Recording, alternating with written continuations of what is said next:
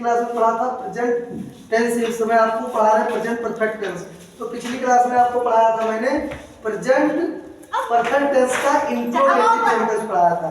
अब आज हम आपको प्रेजेंट परफेक्ट टेंस का इंट्रोगेटिव प्लस नेगेटिव पढ़ाएंगे। हम कैसे अनुवाद करेंगे जब हमारा इंट्रोगेटिव हो नेगेटिव हो, यानी प्रश्नवाचक शब्द भी हो और नहीं भी दिया गया हो, उसके बारे में आज डिस्क्राइब करेंगे हम। आप लोग ध्यान से समझिए, एकदम आपका कंसंट्रेट यहीं पे होना चाहिए। देखिए यहाँ पे लिखा है यस नो टाइम, यानी जब प्रश्नवाचक शब्द आरंभ में आए, जब प्रश्नवाचक शब्द शुरू में आ जाए। जैसे देखिए आया है क्या, क्या एकदम शुरू में आ गया ना, आरंभ में शुरुआत में आ गया। क्या रहीम मजाक नहीं कर चुका है, तो यानी कि ये फार्मूला लगेगा। सबसे पहले अगर हमारा सब्जेक्ट एक वचन है तो हैज लगेगा, बहुवचन सब्जेक्ट है तो हैव लगेगा। फिर उसके बाद सब्जेक्ट की अंग्रेजी लिखेंगे, फिर उसके बाद नाट लगाएंगे। नाट क्यों लगाएंगे, क्योंकि उसमें नहीं लिखा तो नाट लगाएंगे। जब इंट्रोगेटिव प्लस नेगेटिव होता है तो नहीं की अंग्रेजी नाट सब्जेक्ट के तुरंत बाद लगाते हैं, देखो सब्जेक्ट के तुरंत बाद लगा, ठीक है। फिर उसके बाद मेन वर्ब की थर्ड फॉर्म लिखते हैं, फिर ऑब्जेक्ट लिखते हैं, फिर अदर और फिर क्वेश्चन मार्क। क्वेश्चन मार्क जरूर लगाते हैं क्योंकि इसमें प्रश्न पूछा जा रहा है, तो प्रश्नवाचक चिन्ह लगाना बहुत अनिवार्य है। तो देखिए साइलेंट, ये हमारा फार्मूला देखिए। सबसे पहले है जी हैव लिखेंगे, अगर हमारा सब्जेक्ट एक वचन है तो है, दो वचन है तो है। फिर उसके बाद सब्जेक्ट लिखेंगे, फिर नाट लिखेंगे, ठीक है। फिर ये अपनी की third form plus object plus other word. अब देखिए एग्जांपल देखिए आप लोग ध्यान से, क्या रहीम मजाक नहीं कर चुका है, इधर देखो, क्या रहीम मजाक नहीं कर चुका है। तो देखिए यहाँ पे क्या के लिए क्या के अंग्रेजी व्हाट नहीं लिखेंगे, उसके जगह पे क्या लगाएंगे है या है। हमारा रहीम एक सिंगुलर नंबर है, रहीम एक लड़का है और एक ही लड़का है, तो यदि एक वचन है तो हम क्या लिखेंगे, हम लिखेंगे हैज। क्या लिखेंगे हैज। यहाँ पे थोड़ा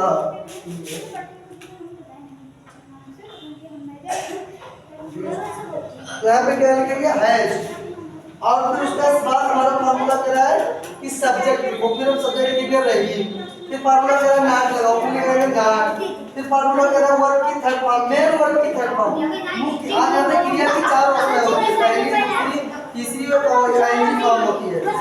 तो उसके बाद देखिए फिर उसके बाद करना की अंग्रेजी डू होता है, क्या होता है डू, और डू का थर्ड फॉर्म होता है डन। क्या होता है और डन, वो कर चुका। और मजाक की अंग्रेजी क्या होती है फन होती है, क्या होती है आप लोग ये क्यों फन वाले मजाक करना होता है। तो has Rahim not done fun.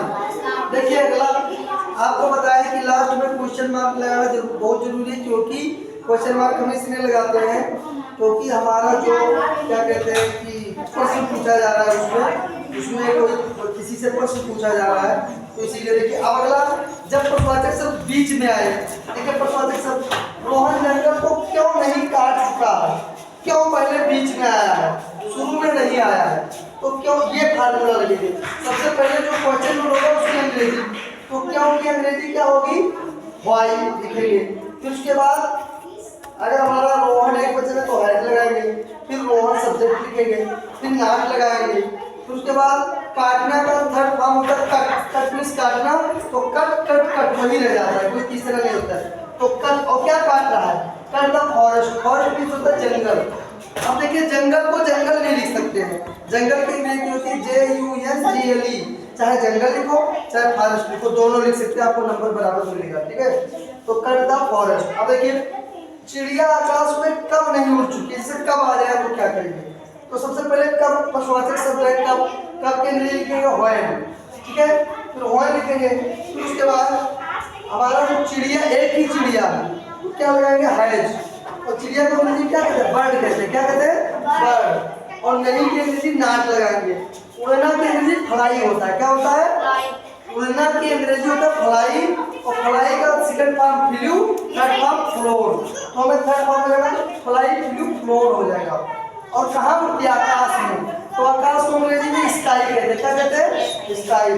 तो when has the bird not flown in the sky, चिड़िया आकाश में नहीं, लास्ट में क्वेश्चन मार्क लगा है। तो देखिए मैं उम्मीद करता हूँ कि आप लोगों को ये वीडियो समझ में आया होगा। देखो मैं आपको क्लियर कर दिया हूँ, पूरा फार्मूला लिख दिया हूँ, और अब ये आपका ये टेंस प्रेजेंट परफेक्ट टेंस खत्म होता है, इसका चारों सेंटेंस पढ़ लिया, एक पढ़ लिया अफर्मेटिव, फिर निगेटिव, फिर इंट्रोगेटिव प्लस निगेटिव आपने पढ़ लिया। और हमें उम्मीद है कि जो हमारे जो सब्सक्राइबर हैं उनको ये वीडियो पसंद आया होगा और आप इसको लाइक कीजिए, सब्सक्राइब कीजिए। धन्यवाद।